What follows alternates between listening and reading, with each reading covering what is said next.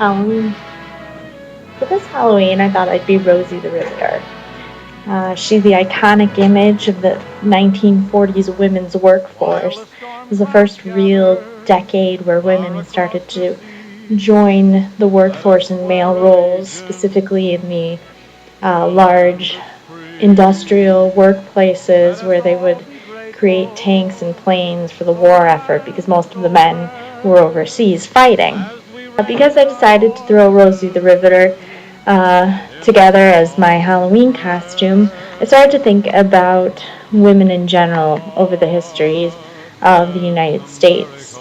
And specifically thinking about November 2nd, because that is election day for a lot of local, state, and federal positions, and more about the women's vote and the suffrage movement.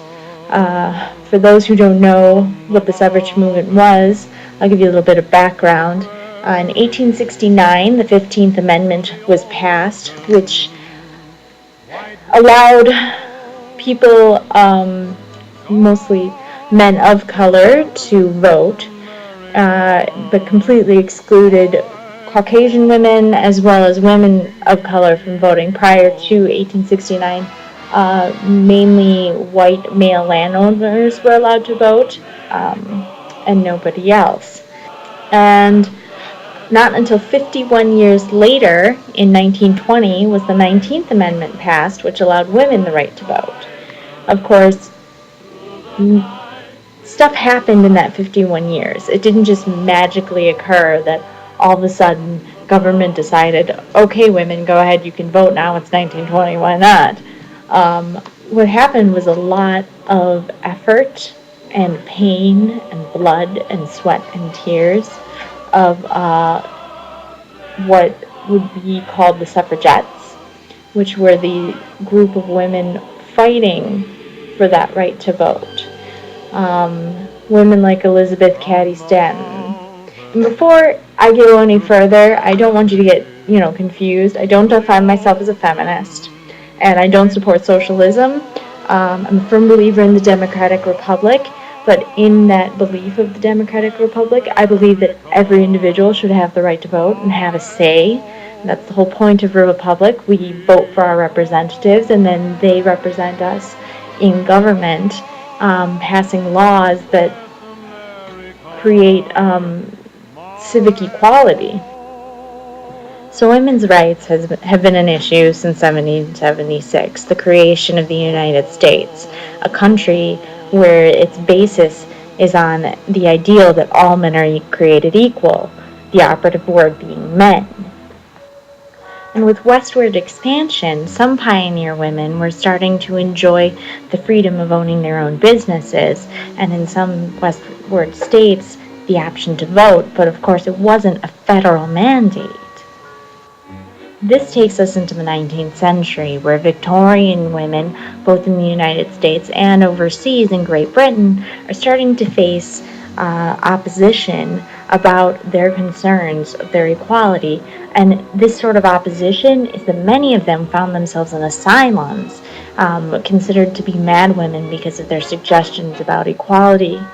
And in these asylums, they faced terrible hardships, just disgusting conditions. They had to work for no pay.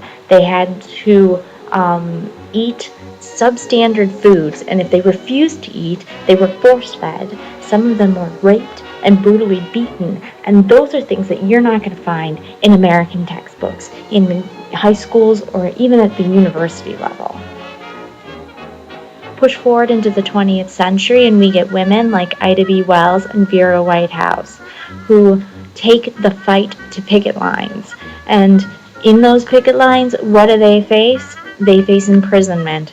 They're arrested on charges of things like blocking traffic and sent to places like the Occoquan workhouse in Virginia.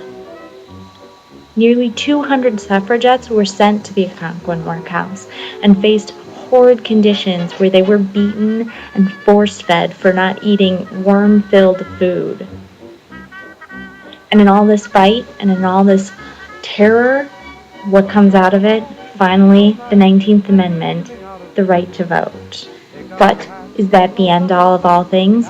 The American society still faces issues like equal pay for equal work. That's right, women today still earn only 70 cents to every dollar that a man earns working the same jobs. And this isn't just one area, one sector, this is across the board. And where does the issue lie? It just doesn't lie in corporate America. It lies in the institutional societal views of women. Women are undervalued. Our work is not seen as wonderful as men. And what is it? It's a patriarchal society. A patriarchal society that doesn't believe that women put forth as much effort. So how do I fix it? How do you fix it? How do we fix it? What we have to do is we need to educate our children. We need to let them know that what girls do, what women grow up to be, are a valued thing and should not be taken for granted. Yeah. Sorry for the choppiness.